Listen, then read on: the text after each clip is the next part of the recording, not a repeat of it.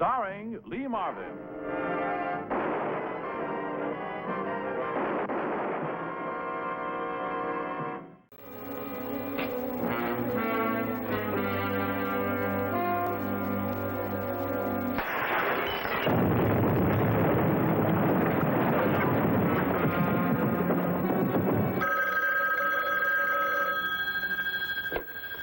The Garrison residence. Who shall I say is calling? All right, just a moment, please. It's for you, Mrs. Garrison. He won't give his name, says it's confidential. Oh, darling, don't think you had about enough for one evening? Just trying to build up an immunity. Thank you, Evelyn. Hello. Somebody just threw a bomb through the window of your shop at Dearborn and Clay. Who is this? An insurance salesman. The premium's $85,000. Pay it and we guarantee safe operation to your cleaning plant and shops. What? 48 hours, Mrs. Garrison. You'll hear from us. Oh, and by the way, don't phone the police. There's nothing they can do except make us unhappy. And when we're unhappy, you'll be unhappy.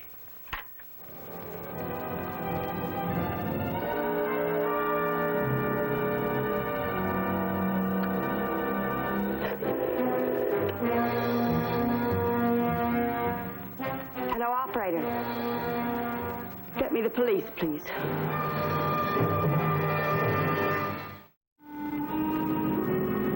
Trouble, like people, comes in all shapes and dimensions. When it's odd-sized, my department handles it. My name is Frank Ballinger, Detective Lieutenant, M Squad, a special detail of the Chicago Police. It was after 9 when the call reached me. I was told to get over the lakeshore residence of Mr. and Mrs. Claude Garrison. It seemed that the protection racket, along a dead issue in Cook County, was in business again.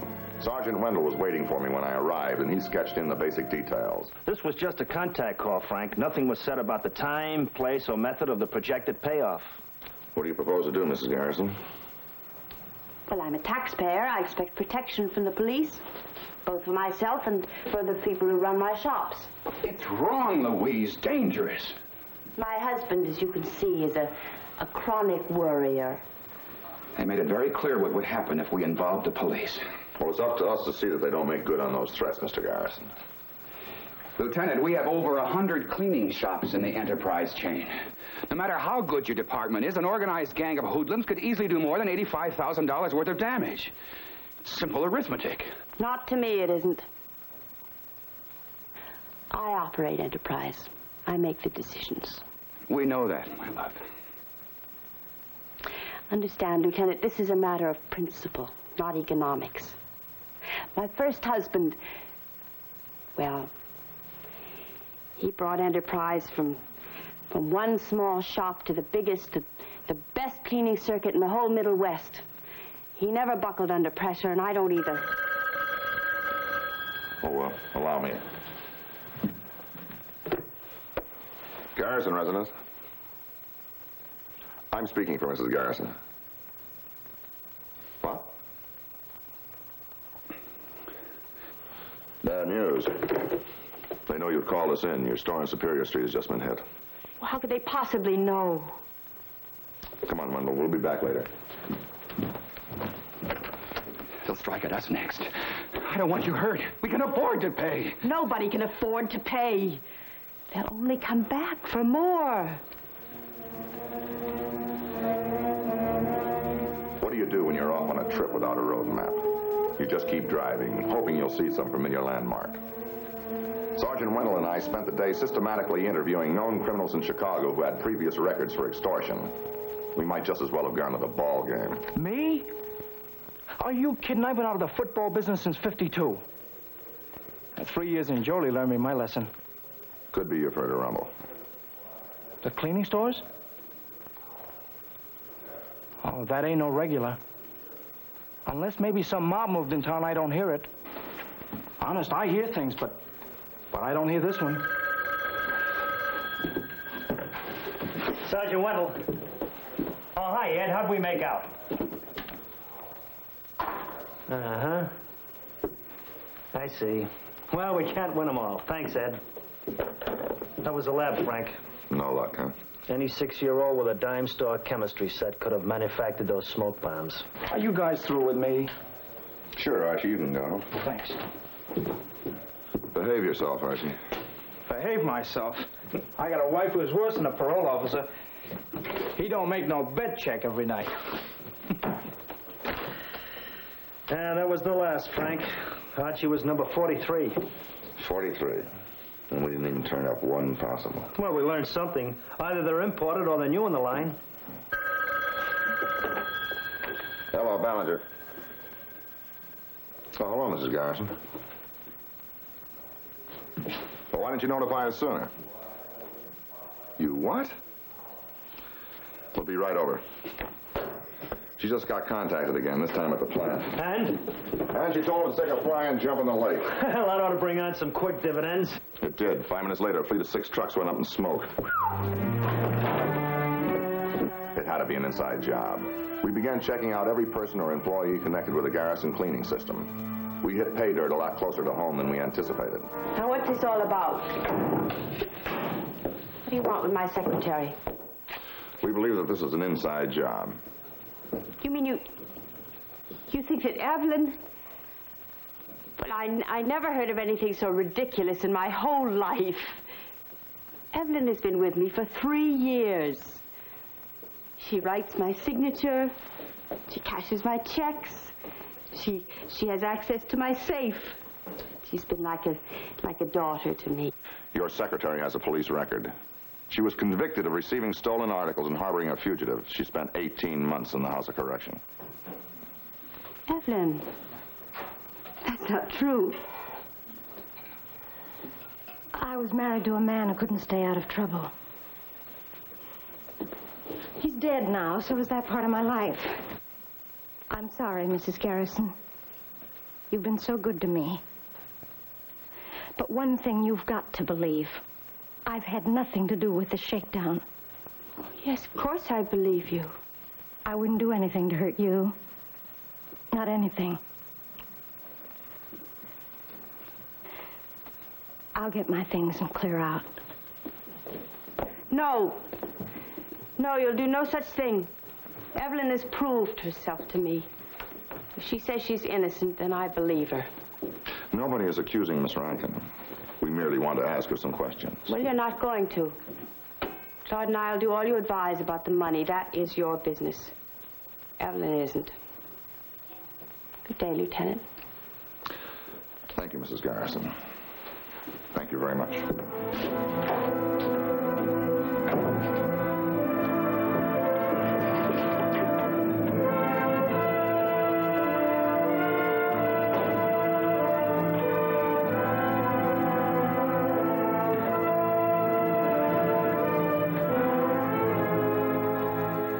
Why didn't you pull the girl in for questioning? There's no point. We put a tail on her instead. Meanwhile, we're right back to where we started from yesterday. No, not quite. Mrs. Garrison was contacted again by the man on the phone, and this time at my instructions, she agreed to meet his demands. They set the routine? Mm-hmm. Mr. Garrison's to deliver a package containing $85,000 in unmarked bills to a warehouse on South Clark Street at 9 o'clock tonight, to be left in a trash bin. How are we going to work it? You and I together, on stakeout inside the warehouse. But how do we get into the warehouse without being spotted? A truck will deliver us there this afternoon in 2 packing crates. Then we wait for them to show.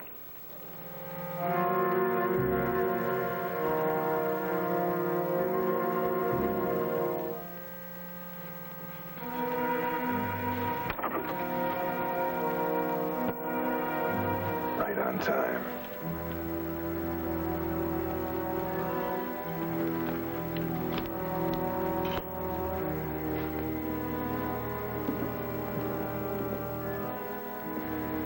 You think they'll show? It was their idea. Could be a dry run, Frank. We'll wait and see.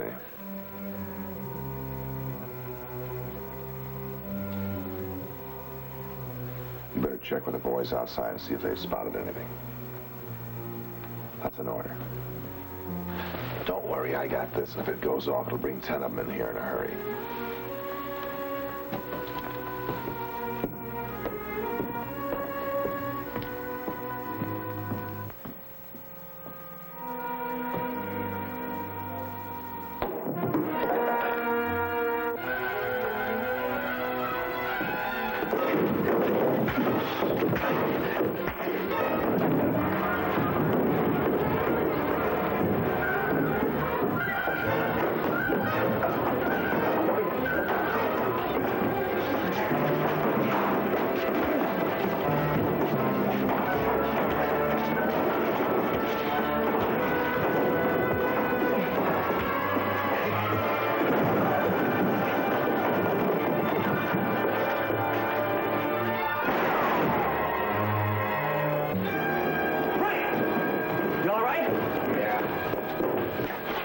to us.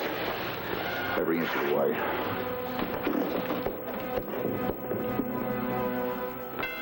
It's Claude now. Mrs. Garrison, where's your husband? I don't know. He's not back yet. He dropped the money off 3 hours ago. Has he phoned? No. What's keeping him? I'm getting frightened now. Our men saw him leave the warehouse, get into his car, and drive away. Miss Rankin, do you have any idea where he is? He doesn't know anything more about it than I do. Mrs. Garrison, you and your husband were the only ones that knew we were in the warehouse. Somebody told someone.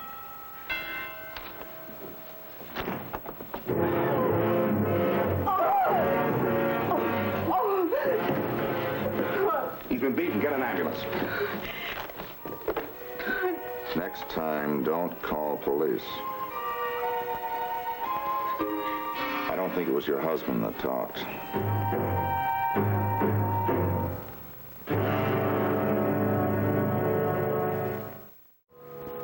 Mrs. Garrison refused to let her husband go to the hospital.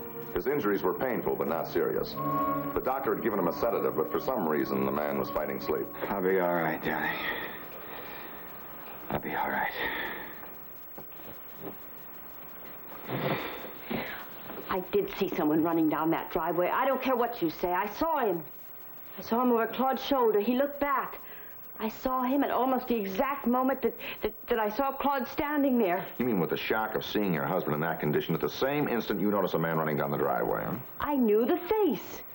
I'd seen it before. It was familiar to me. Could you identify that face if you saw it again? No. Please, no.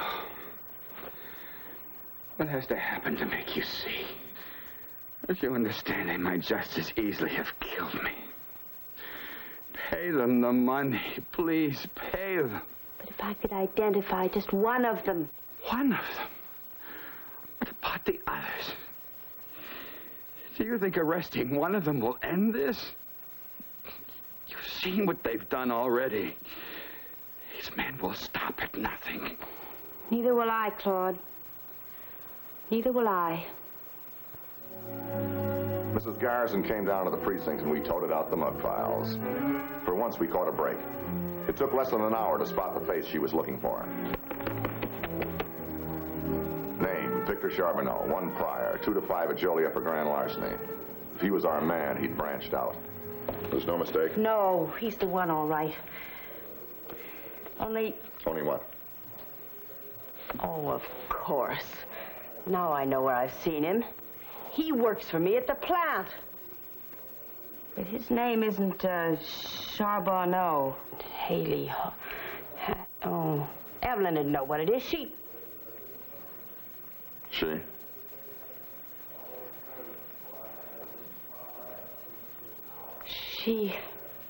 She recommended him for the job.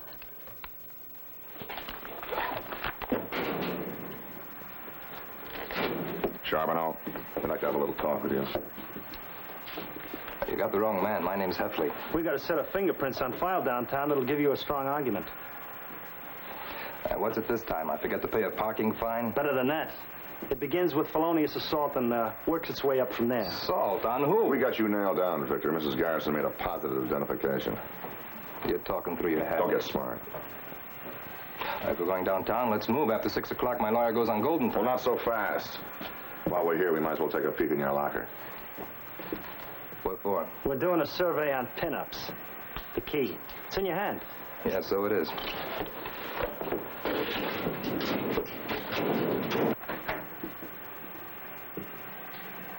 Prussic acid, dye. Well, you know the junk a guy collects. And this, I presume, would be a smoke bomb. Just keeping it for a guy. Didn't say what it was for, I didn't ask. Yeah, we'd like to meet him. He left town. You should have left with him. Let's go, Charbonneau. Victor. Well, miss, you better come along with us. She's got nothing to do with any of this. You're in no position to give character references. Now get him out of here. You better get your coat.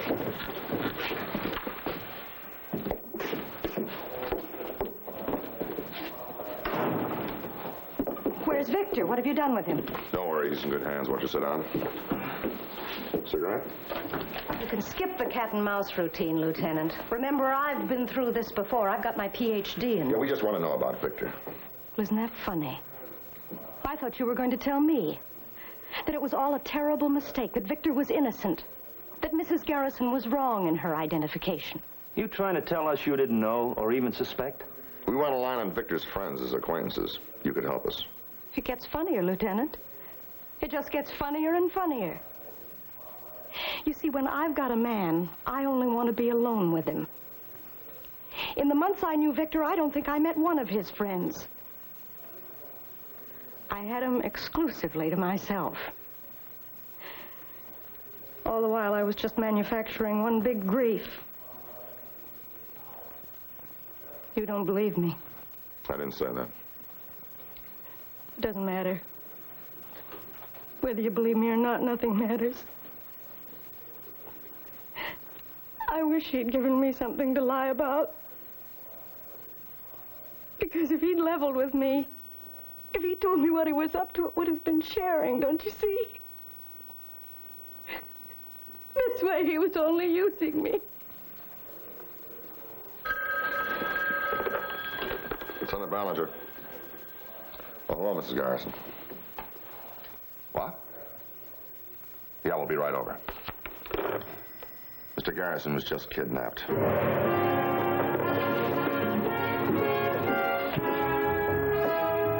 I'm to blame. I'm to blame for everything. It wasn't Claude's fight. I forced it on him. It was my money. It was my business. Yet Claude's the one who had to suffer the most. What exactly was the phone conversation? Well, I was told that if I wanted to see my husband alive again, I should retract my identification of Victor Charbonneau and see that he was immediately released from custody. We've got to do what they say. We've got to let him go. It's not quite that easy. But they'll kill him. We can't stand by and let that happen, don't you understand? Mrs. Garrison. If Claude dies, I'll be responsible. Mrs. Garrison will do everything we can to help your husband, but the law cannot submit to blackmail.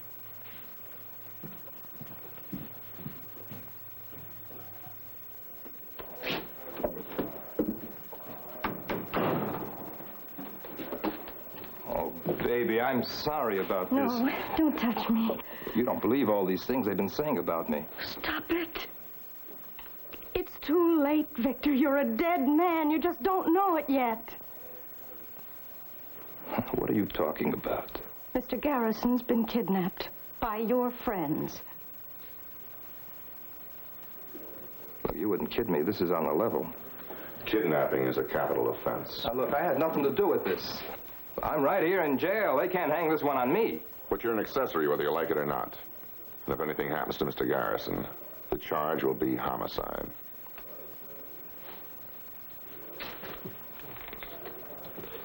Those jerks, those stupid jerks. What am I going to do? Don't you know? No, you mean sing? Would you rather go to the chair? Look, I never copped out in my life, not once.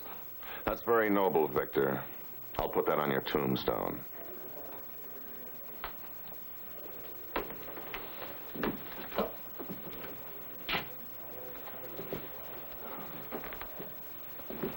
All right. All right, all right. It goes like this. He told us about a man named Fred Heaton who was in the plot to shake down Mrs. Garrison. He worked the cleaning plant and had made the phone contacts. He was at the warehouse now where Garrison was hidden. Heaton? This is the police. We got the place surrounded. You don't have a chance. Come on out. All right, Heaton, we're coming in. I wouldn't do that if I were you, cop. You don't want anything to happen to Garrison. You won't hurt him. You're taking a big chance on somebody else's life. Not so big. What do you think brought us here? Victor made his singing debut tonight. He was in good voice, didn't miss a note. You're lying. Victor wouldn't spill. To save his own neck, he wouldn't. If you're interested in saving yours, you'll throw down your gun and come out with your hands up. Sorry. We haven't got a chance. No, we can still make it. You've gone crazy. You get us both killed. Grenade had gun. You're crazy.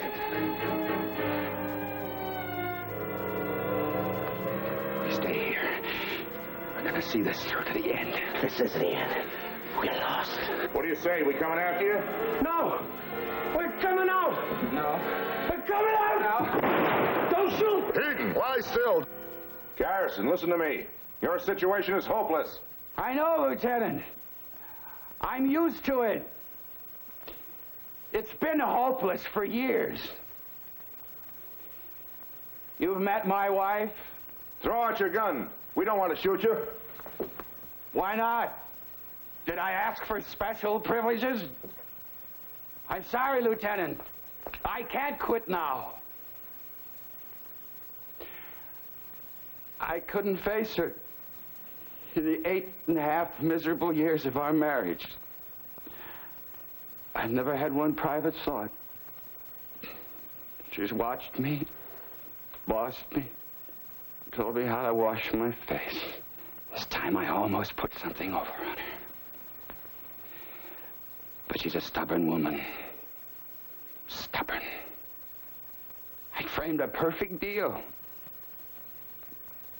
She wouldn't budge. Gives you an idea of what I've been up against. $85,000. That wasn't much to ask.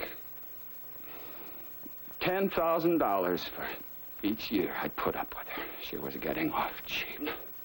I could buy Fred Heaton, Victor, to help me. Not her. Can we get it over with, Lieutenant?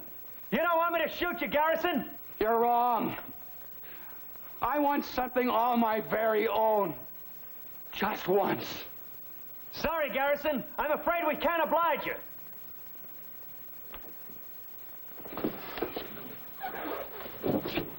Okay, Wendell.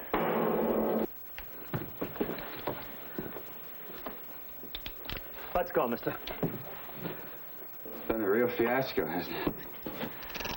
I couldn't even get myself killed. Well, there's one comfort. She can't follow me to prison.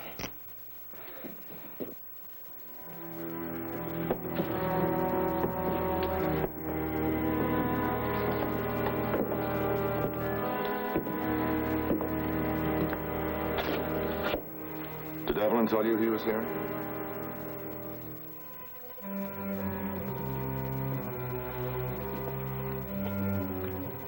What have I done to him?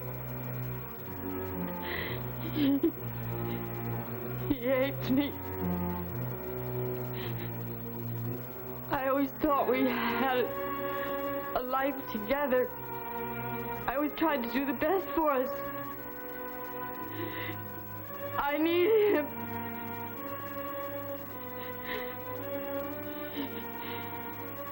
He hates me.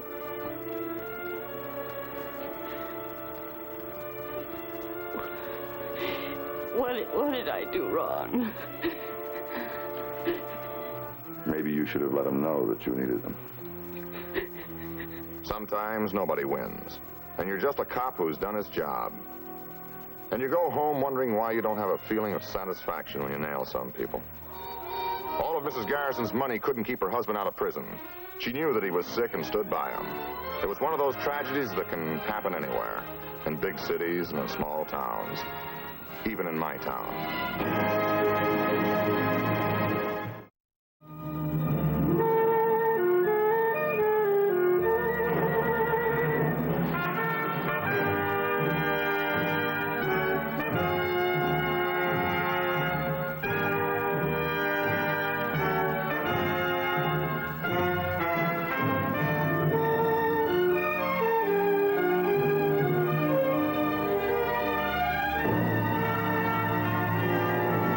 Be sure to tune in again next week for another exciting story from the files of M Squad.